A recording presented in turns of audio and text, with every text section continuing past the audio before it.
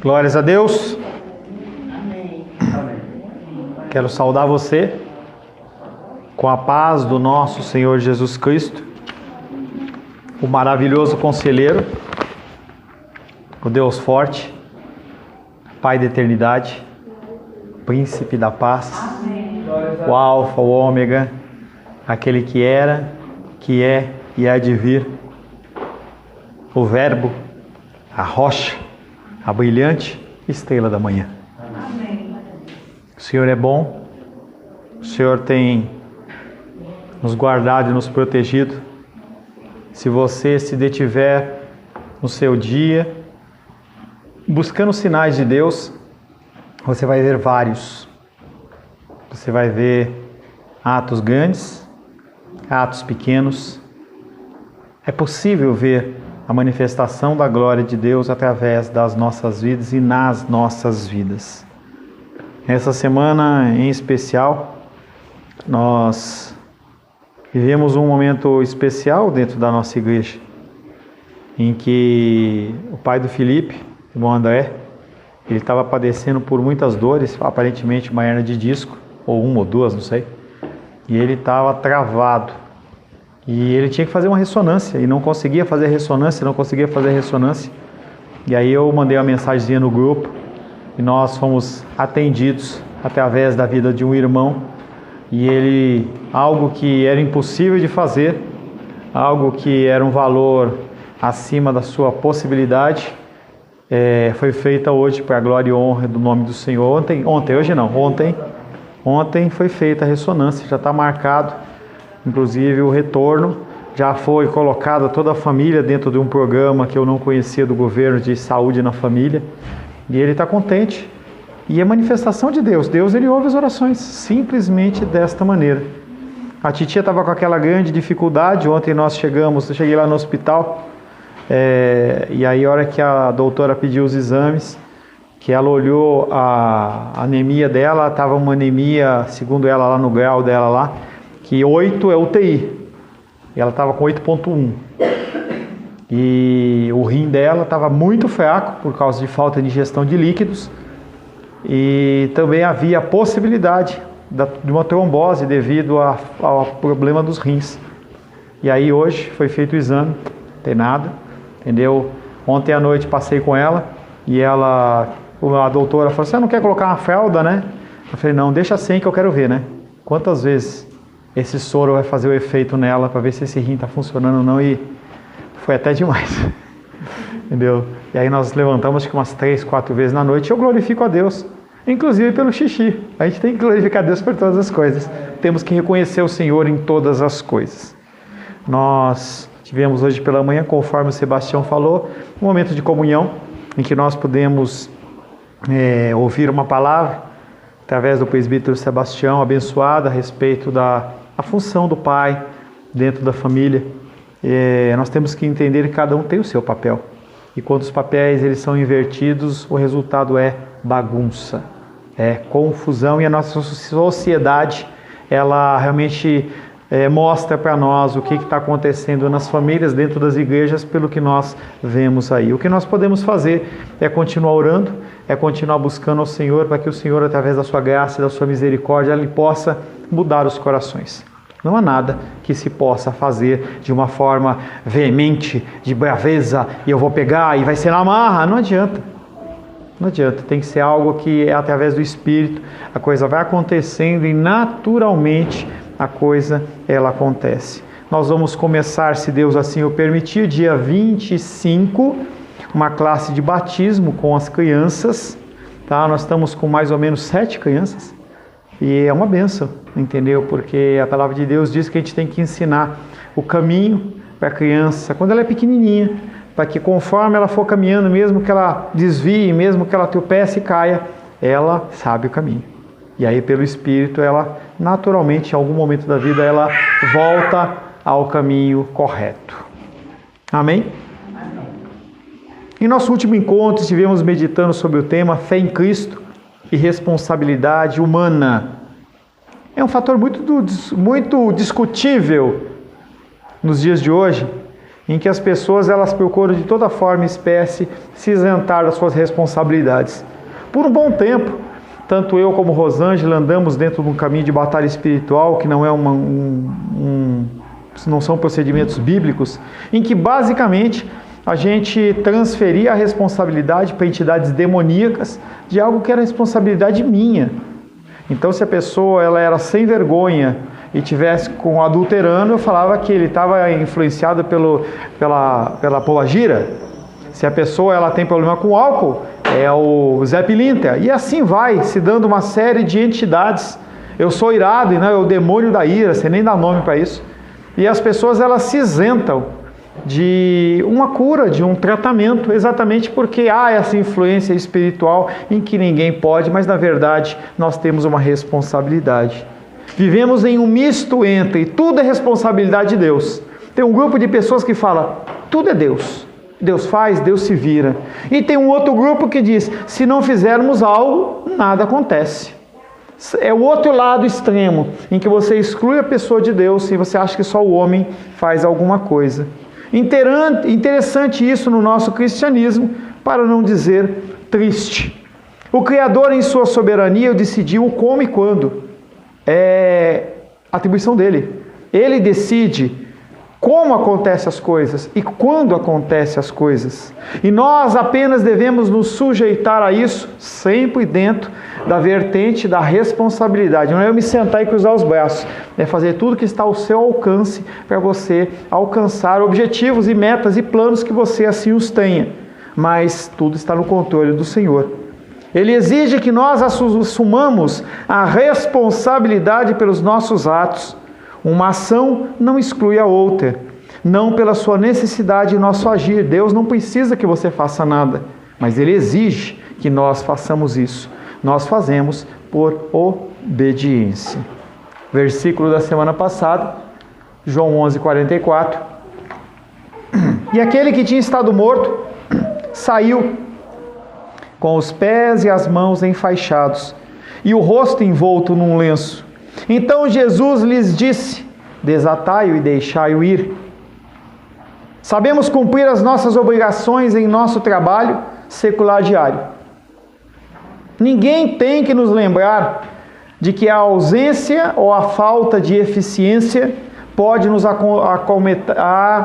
acarretar um desconto no salário ou mesmo uma demissão. Deveríamos nos constranger a fazer o mesmo no que se refere ao reino dos céus. Cristo faz o impossível, a nós cabe fazer o que é possível. Sigamos o seu exemplo e busquemos a Deus enquanto se pode achar. Amém?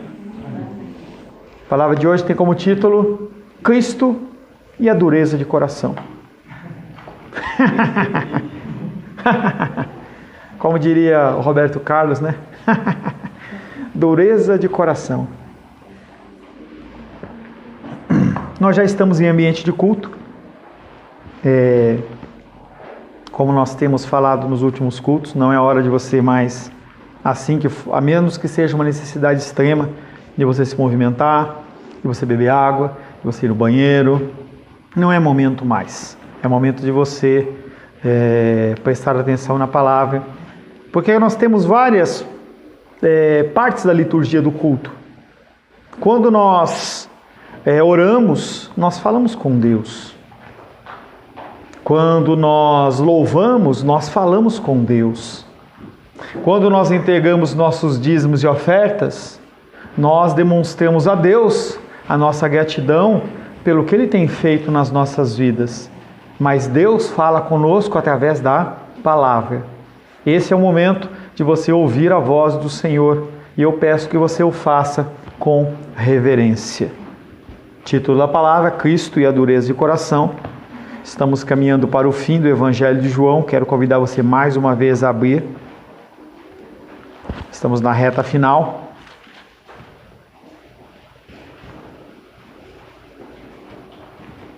Nesse primeiro bloco, trazendo uma pequena lembrança a você, que nós acabamos na semana passada. Lázaro esteve enfermo, foi enviado um recado a Jesus para que ele fosse acudir aquele que estava enfermo e que Jesus amava e que tinha amor por Cristo. Cristo demanda 3 dias. Quando chega lá, o homem já estava morto e enterrado. Conversa com Maria, conversa com Marta, pede para que retirem a pedra, ressuscita Lázaro e ordena: desatai-o e deixai-o ir. No finalzinho dessa passagem, algumas pessoas falaram: realmente ele é o Messias, porque as coisas que ele faz são referenciadas na própria palavra. Mas outros, em vez de glorificarem a Deus através daquele milagre, foram conversar, foram contar, foram fofocar para o grupo que mais perseguia Jesus, que eram os fariseus, e é onde nós estamos entrando nesta noite. Evangelho de João, capítulo 11, versos 44 em diante. O Evangelho de João, capítulo 11, versos 44 em diante. Assim diz a palavra de Deus. Saiu aquele que estivera morto, tendo os pés e as mãos ligados com ataduras e o rosto envolto num lenço. Então lhes ordenou Jesus: desatai-o e deixai-o ir. Muitos, pois, dentre os judeus que tinham vindo visitar Maria, vendo o que fizera Jesus, creram nele. Outros, porém, e é a respeito desses que nós vamos começar a falar, outros, porém, foram ter com os fariseus e lhes contaram dos feitos que Jesus realizara. Provavelmente eles não falaram apenas deste milagre, mas falaram de outros também que eles visualizaram. Verso 47. Então os principais sacerdotes e os fariseus convocaram o sinédrio e disseram: que estamos fazendo, uma vez que este homem opera muitos sinais? Se o deixarmos assim, todos crerão nele. Depois virão os romanos e tomarão não só o nosso lugar, a saber, o santuário do Senhor, mas a própria nação. Caifás, porém, um dentre eles, sumo sacerdote naquele ano, advertiu-os, dizendo: vós nada sabeis, nem considerais que vos convém que morra um só homem pelo povo, e que não venha a perecer toda a nação. Palavra do Senhor. Amém? Glórias a Deus. Senhor, em nome de Jesus, mais uma vez, Pai, nos colocamos na Tua presença para ouvir a Tua voz. A Tua palavra tem sido luz para os nossos caminhos e lâmpada para os nossos pés. Quando a misericórdia dos homens falta, a Tua palavra é que nos sustenta. Quando as nossas lágrimas, Pai, correm pelos nossos rostos, Pai, perante as lutas e dificuldades, o Senhor é que seca as nossas lágrimas, Pai. Nós, Pai, que somos carentes de ouvir o Senhor, deveríamos ser como o salmista, que como a corça anseia pelas águas. Mas, Pai, nós, movidos pelo pecado, muitas vezes nós priorizamos coisas que não Te agradam, ou que não são tão prioritárias assim. Colocamos o nosso coração nesta noite, Pai, e pedimos que o Senhor não nos puna, Pai, segundo as nossas ações, segundo os nossos pensamentos.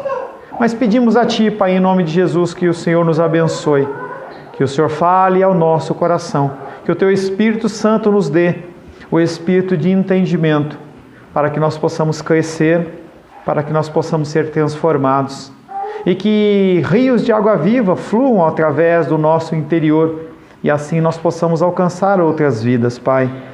Pai, grande privilégio estar aqui na presença dos Teus filhos e das Tuas filhas, seja de forma presencial, seja daqueles que ouvirão pela internet, Deus. Em mim não repousa nenhum conhecimento, nenhuma sabedoria. Eu dependo total e completamente do Senhor. Entrego a minha vida, entrego a minha voz, o meu pensamento nas Tuas mãos, em nome de Jesus. Amém. Cristo e a dureza de coração. A situação pós-milagre expõe a reação das autoridades de Israel ao fato de Lázaro ter ressuscitado.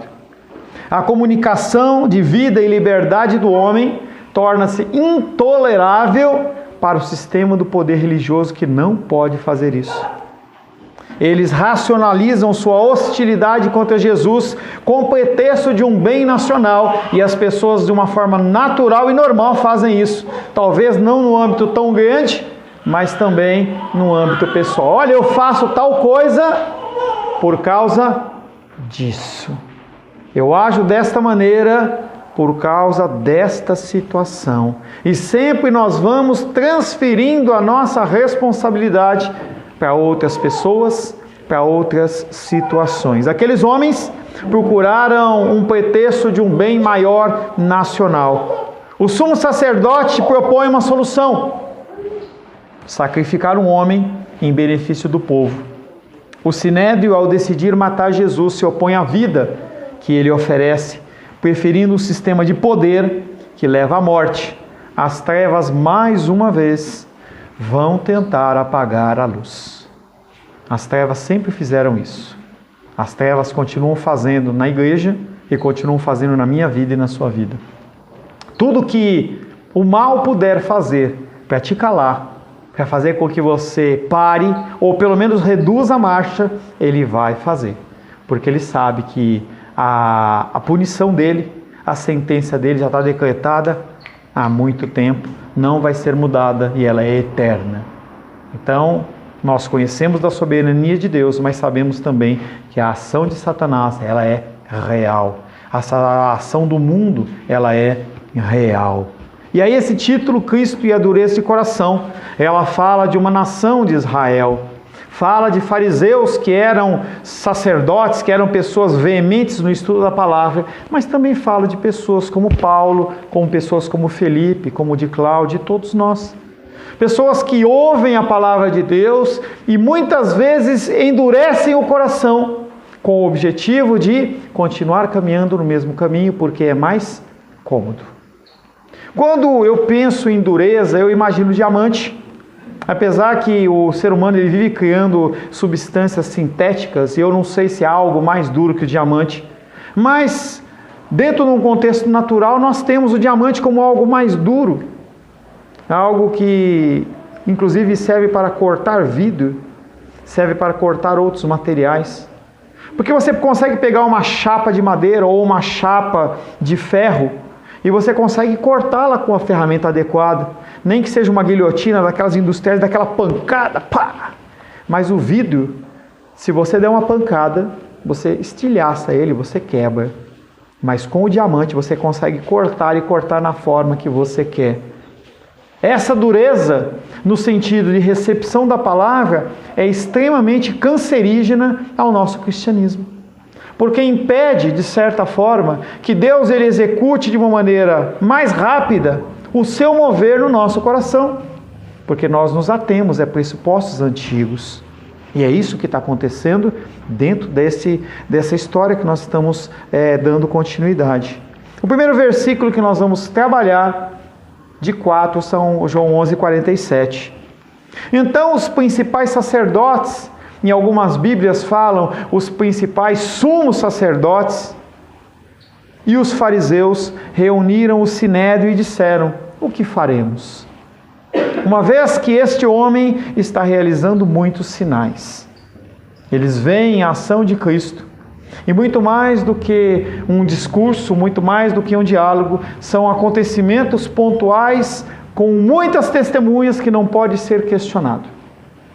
Os sumos sacerdotes e os fariseus reuniram então uma sessão do sinédrio, e nós já explicamos que sinédrio é um ajuntamento de aproximadamente 70 pessoas que regiam Israel. Vou falar um pouquinho mais a respeito dele.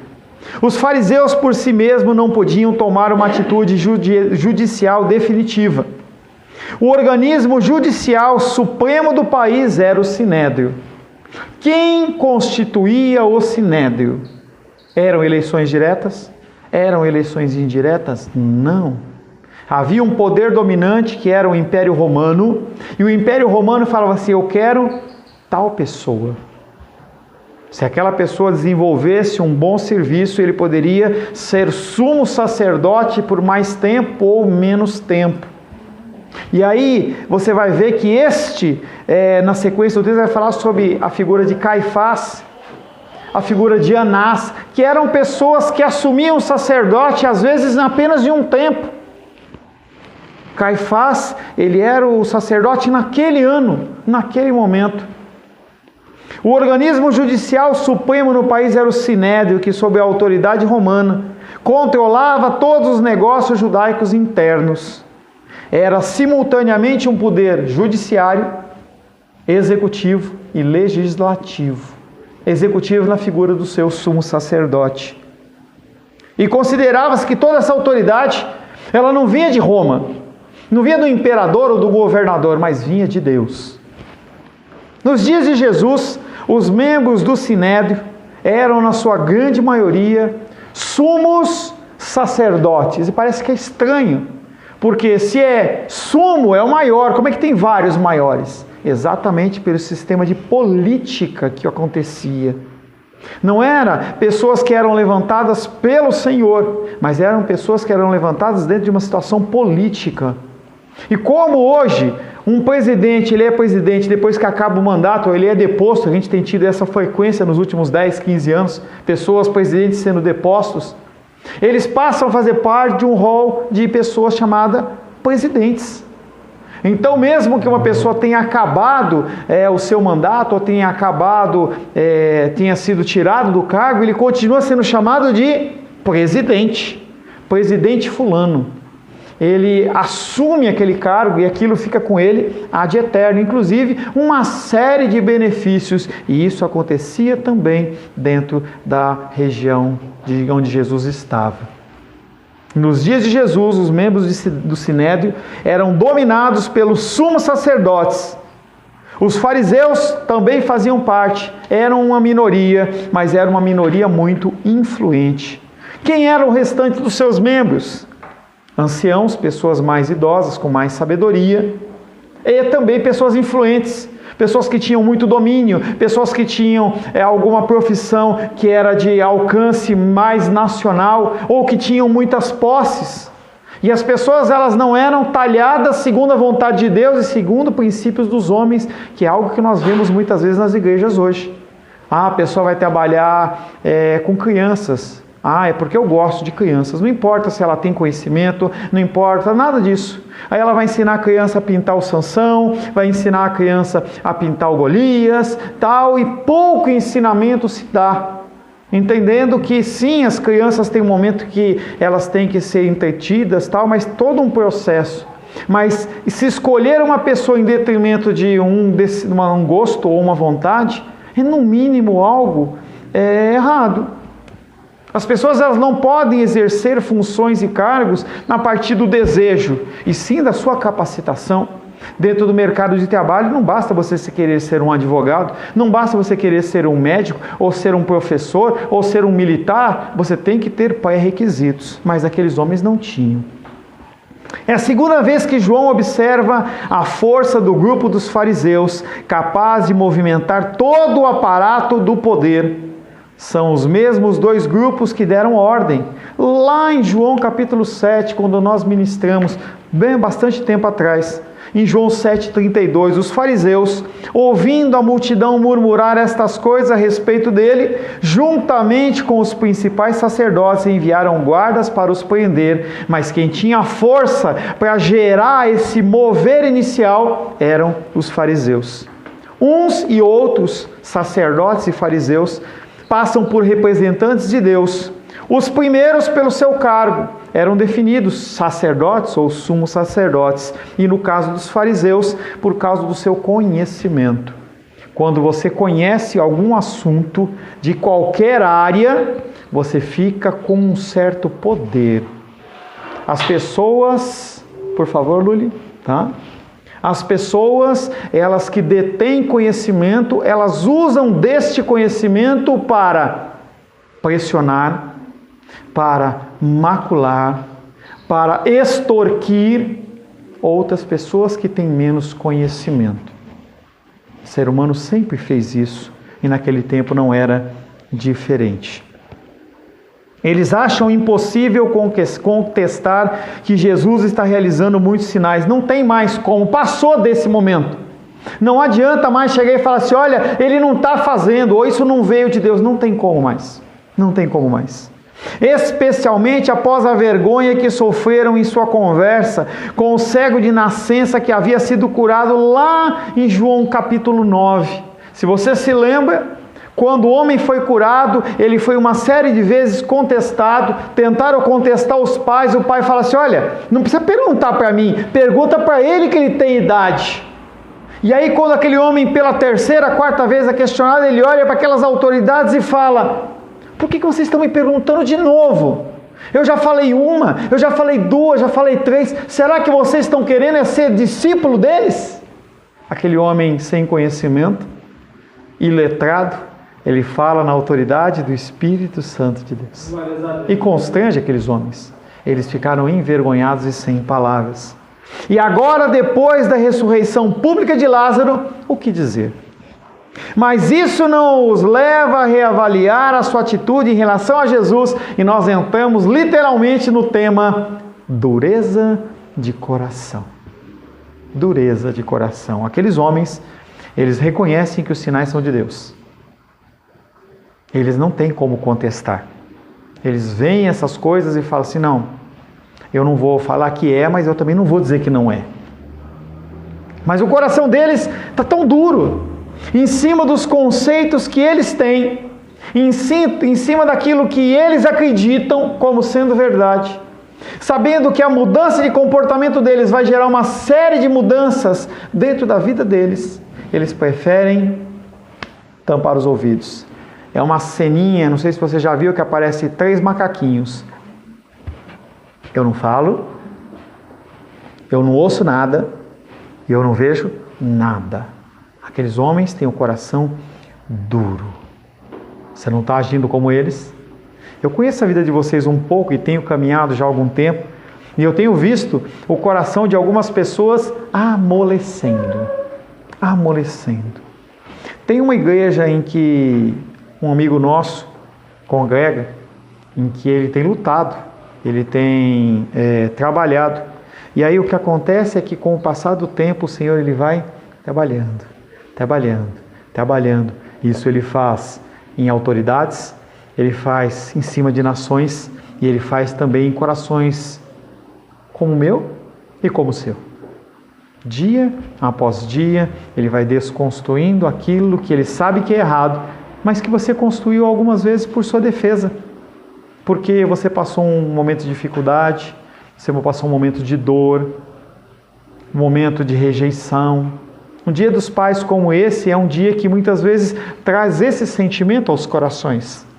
As pessoas elas não tiveram este pai. E aí o que acontece é que os seus corações eles são feridos. E nós acabamos por levantar barreiras em volta do nosso coração para que a gente possa continuar vivendo. Só que temporalmente essa dor ela volta a doer, e volta a doer, e volta a doer. São eles, os judeus, que tinham perguntado a Jesus no templo se ele era o Messias. João 10, 24. Abre aí João capítulo 10. Nós vamos ler 3 versículos. Só 3 versículos. João 10, 24. É bom que você não esquece como folhear a Bíblia. João 10, 24. Rodearam-no, pois, os judeus e o interpelaram: até quando nos deixarás a mente em suspenso? Se tu és o Cristo, dize-o francamente. Essas pessoas são as mesmas pessoas que estão em João capítulo 11, iniciando esse questionamento. Tinham querido apedrejá-lo como sendo homem, que se fazia Deus. João 10, 33.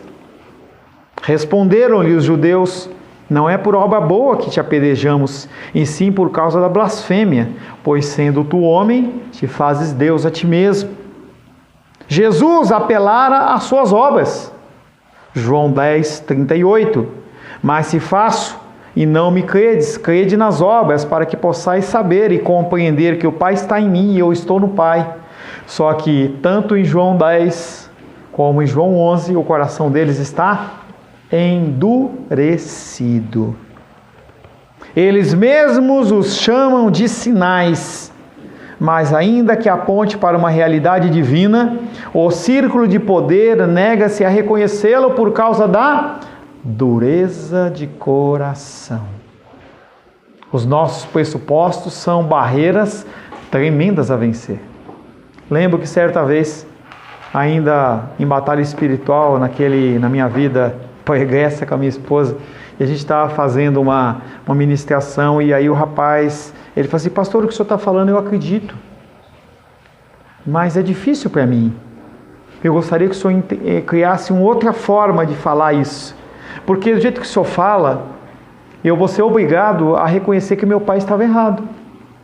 Eu tenho que reconhecer que a minha mãe estava errada, que o meu vovô estava errado, que o religioso que me ensinou e tanto cuidou de mim estava errado.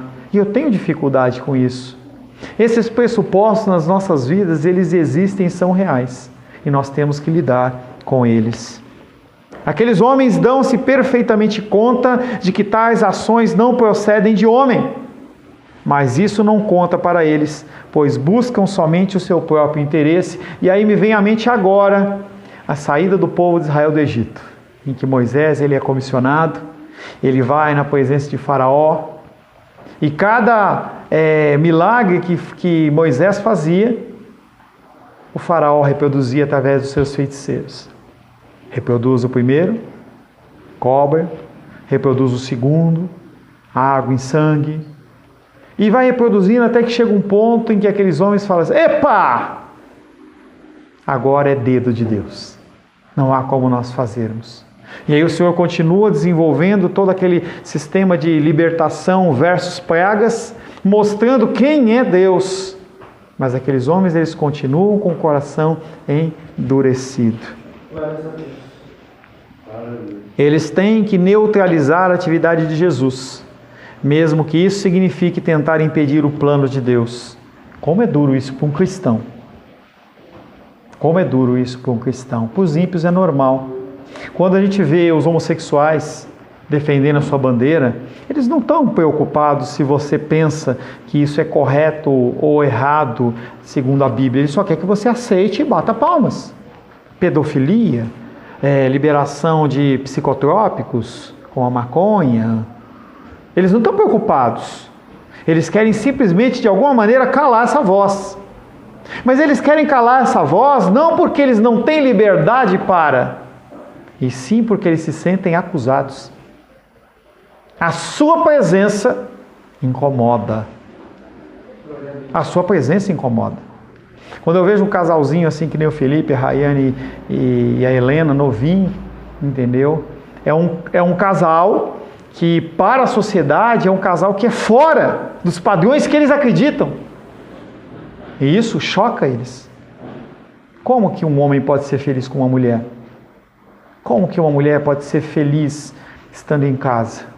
Como uma mulher pode ser feliz tendo um filho? Não, eu acho que os parâmetros são outros. Eu acho que, como tem um desenho, eu não cheguei a assistir não, mas quem assistiu me contou que foi ver um desenho dos Incríveis 2. A Claudinha viu, acho que foi a Claudinha que comentou. Não sei, alguém comentou comigo. Em que o pai, ele fica em casa trabalhando, entendeu? E ele faz tudo que tem que fazer. E não é nenhum demérito, não é isso que eu estou querendo dizer. Mas a esposa, ela assume uma posição de que ela que manda, ela que controla, ela que resolve, e ele fica lá, e eu não vi o filme, não posso falar mais, nem que eu soubesse, não posso fazer uma... Como é que é? Dar um spoiler, entende, do filme, ou seja, falar qual que é o acontecimento todo do filme. Também não me interessa isso. Mas o que acontece é, as pessoas elas endurecem os seus corações em cima dos pressupostos que eles defendem, sem querer abrir a mente para ver, será que está certo ou será que está errado? João 11:48. Se o deixarmos continuar assim, ainda o grupo de sacerdotes ou sumos sacerdotes, se o deixarmos continuar assim, todos crerão nele. Glória a Deus. Se o povo não calar a nossa voz, as pessoas vão começar a crer. As pessoas vão começar a crer. Se o deixarmos continuar assim, todos crerão nele. Depois disso virão os romanos e destruirão o santuário e a nação. Olha a desculpa que eles jogam. Eles expressam seu medo de que as expectativas messiânicas populares atinjam picos de agitação tamanha que mesmo sem o aval, mesmo sem a aceitação de Jesus, venha uma grande revolta e quando isso acontecesse, Roma olha e fala assim, eles estão se rebelando contra as autoridades que nós constituímos, então vamos para cima dele, vamos matar e vamos destruir. Apesar de parecer uma preocupação genuína, eles são movidos pelas suas próprias posições de poder e de prestígio, e nós já tratamos isso em alguns textos de João, por exemplo, aquele texto lá quando Jesus ele pega o chicote, que a Bíblia chama de arrozag, não sei porque chama de um nome tão feio assim, né? Mas é chicote, entendeu? Ele pega o chicote, sai dando tal e jogando as coisas no chão, em que a gente vê ali, naquele momento nós discorremos a respeito de como que era a política daquilo, em que as pessoas elas vendiam a possibilidade da pessoa estar ali vendendo os animais, não era qualquer pessoa que vendia, tinham animais que eram defeituosos, que eram vendiam mais barato, mas as pombinhas, que eram animais que eram usados para sacrifício das pessoas mais carentes e mais pobres, tinham um preço mais elevado, então eles estavam impedindo aquelas pessoas de oferecer uma adoração ao Senhor. Em uma série de contextos que nós trabalhamos, e tudo isso segundo a política, segundo a vontade. O cofre está baixo, levanta a moeda de comércio, porque você não podia comprar com real, com dólar, com euro, não, você tinha que comprar com a moeda do templo. E eles definiam qual que era a taxa de câmbio vigente, segundo a vontade deles. Aqueles homens não queriam que os seus poderes políticos, religiosos e financeiros fossem abalados. Apesar de ser uma preocupação genuína, eles são movidos pelas próprias posições de poder e de prestígio. E eu fiz uma pequena observaçãozinha aqui dizendo, os pastores e a política. Será que pastores são chamados para a política?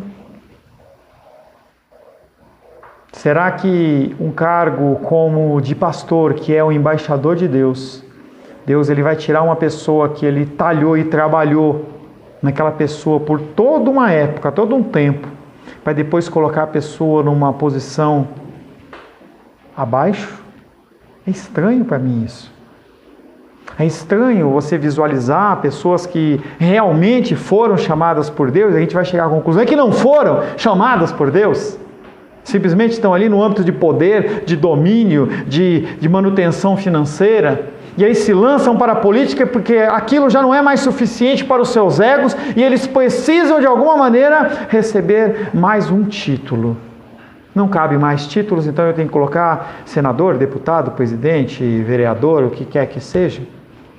E aí a pessoa covardemente, além de abandonar o chamado primaz dela, ela ainda continua pastoreando a igreja e sendo político, não faz bem nenhuma coisa nem outra.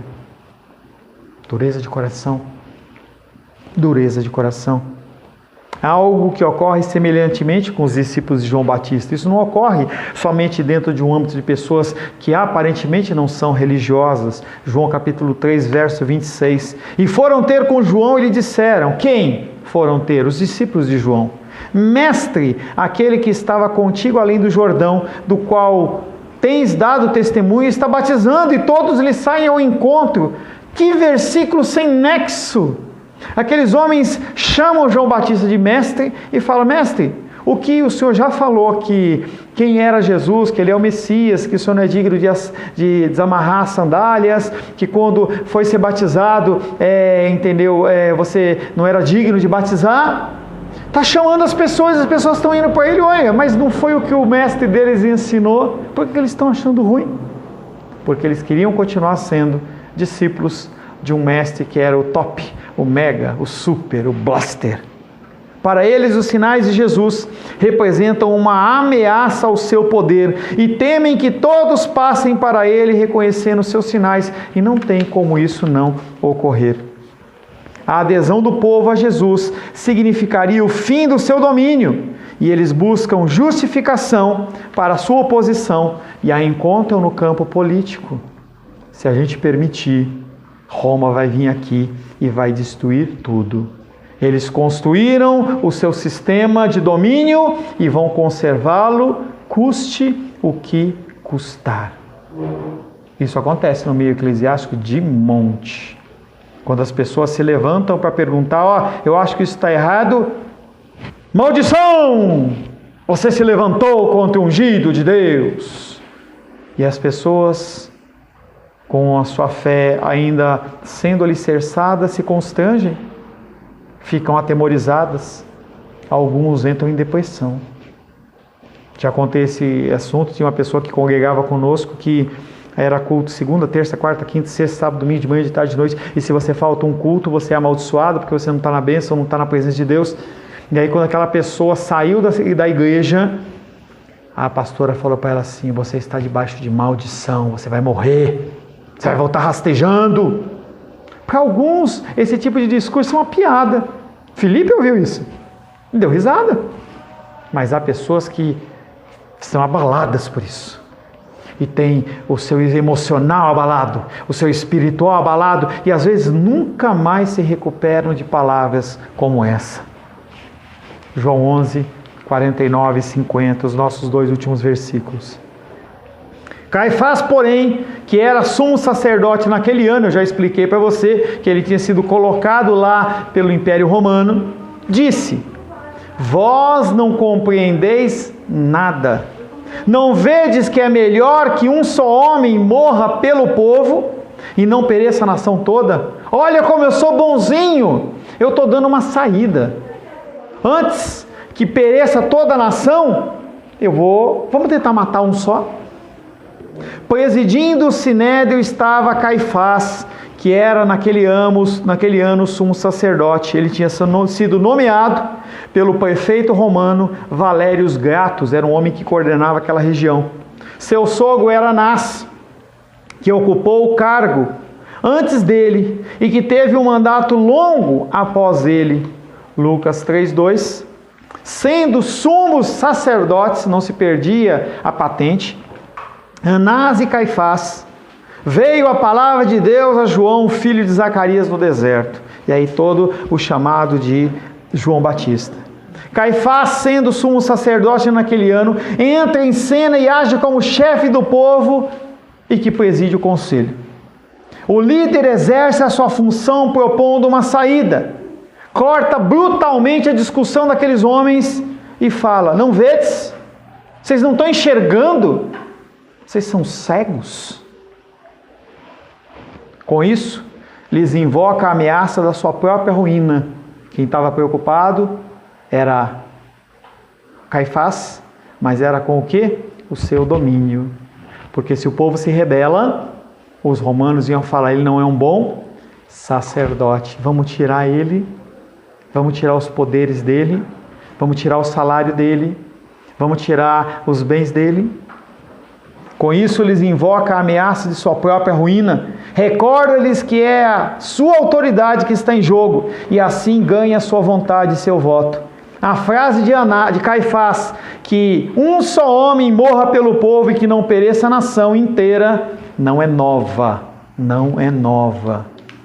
1 Samuel capítulo 17, verso 1, 2 e 3 diz: disse ainda Aitófel, era o conselheiro de Davi, e Absalão, seu filho, que estava querendo tomar o poder: deixa-me escolher 12.000 homens e me disporei e perseguirei Davi esta noite. Assaltá-lo-ei enquanto está cansado e frouxo de mãos.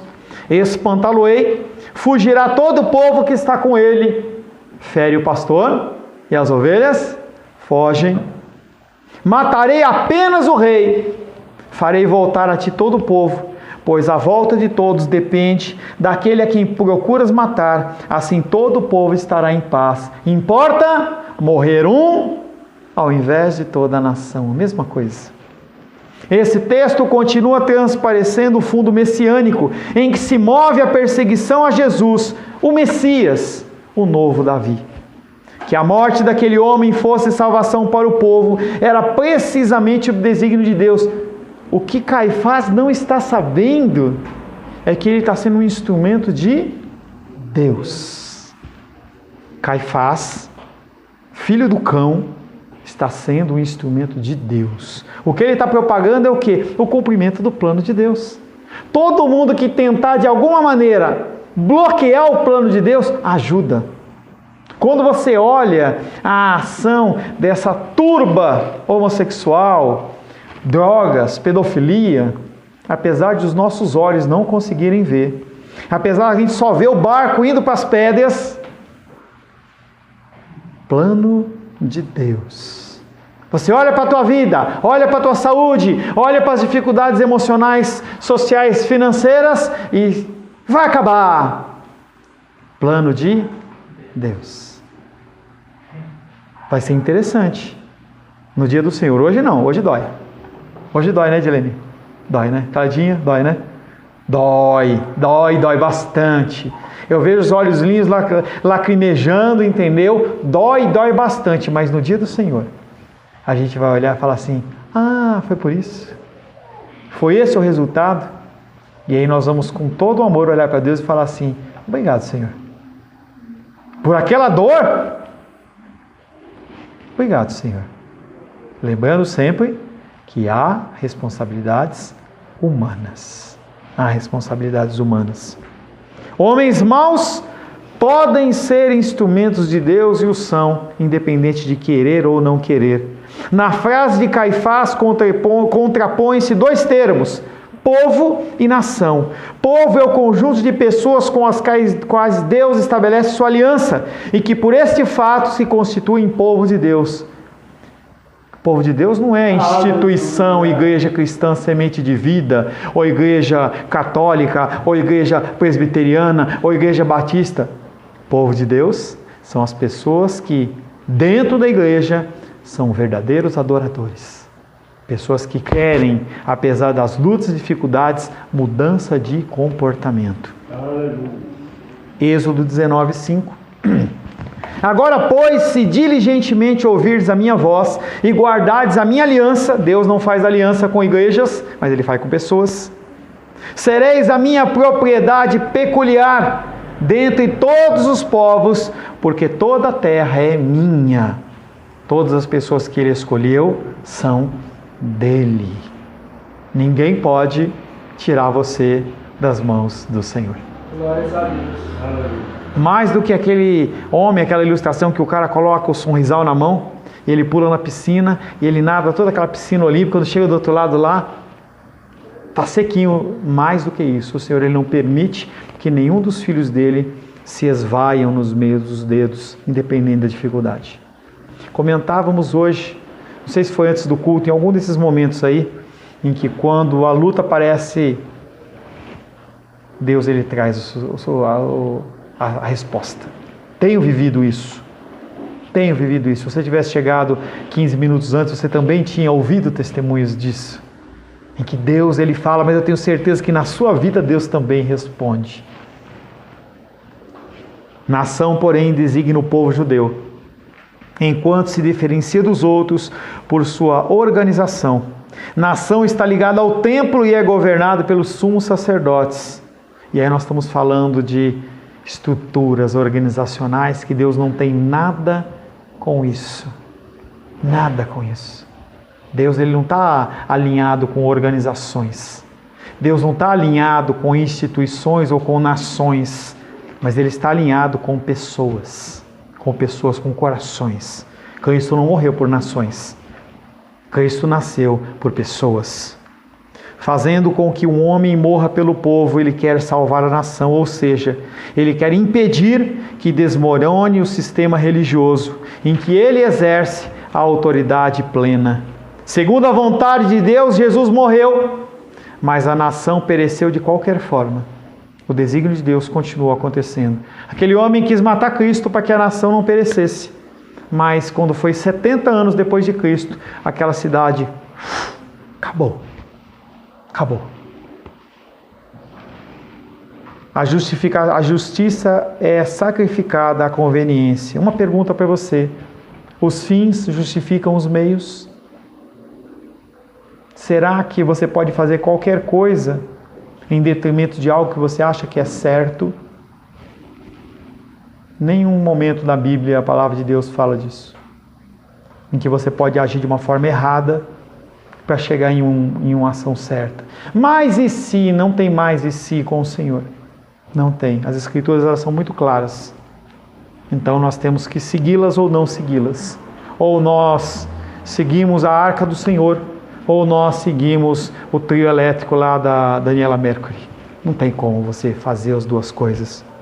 Os fins não justificam os meios. Quando Caifás afirma que Jesus deve morrer pelo povo, ele está usando uma linguagem sacrificial, nunca no sentido cristão, mas que Jesus devia ser consagrado à morte, sacrificado como um bode expiatório para poupar a nação e os seus líderes. Você conhece a verdade. Cristo, ele não morreu por este fim. Ele morreu primeiramente para glorificar a Deus através do cumprimento das Escrituras e também para que eu e você tivéssemos uma oportunidade, uma chance de estarmos na presença do Deus vivo. Essa é a nossa esperança. A esperança é que esse coração seu, duro como diamante, ele vai ser quebrantado por alguém que fez o próprio diamante. Você pode até achar que o teu coração ele é duro demais e ele não vai ser alcançado. Aquela pessoa, aquela situação, mas está presente perante você, não eu, mas perante você Deus, que Ele é maior do que a situação que você vive. Ele é mais forte do que o maior dos lutadores. Ele é mais rico do que a maior das dívidas. Ele é mais duro do que qualquer diamante. Ele é suficiente para curar qualquer enfermidade, mais do que qualquer ato da medicina. Quero convidar você a curvar a sua cabeça.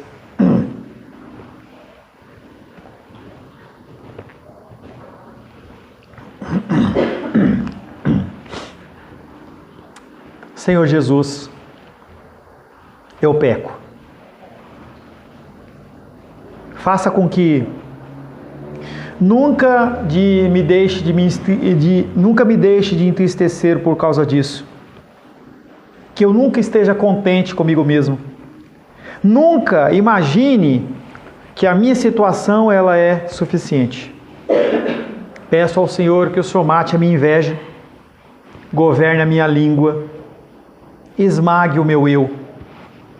Dá-me a graça de ser santo, bondoso, gentil, puro, pacífico, de viver para Ti e não para mim mesmo, de imitar as Tuas palavras, os Teus atos, o Teu Espírito, de ser transformado à Tua semelhança, de ser consagrado totalmente a Ti, de viver inteiramente para a Tua glória.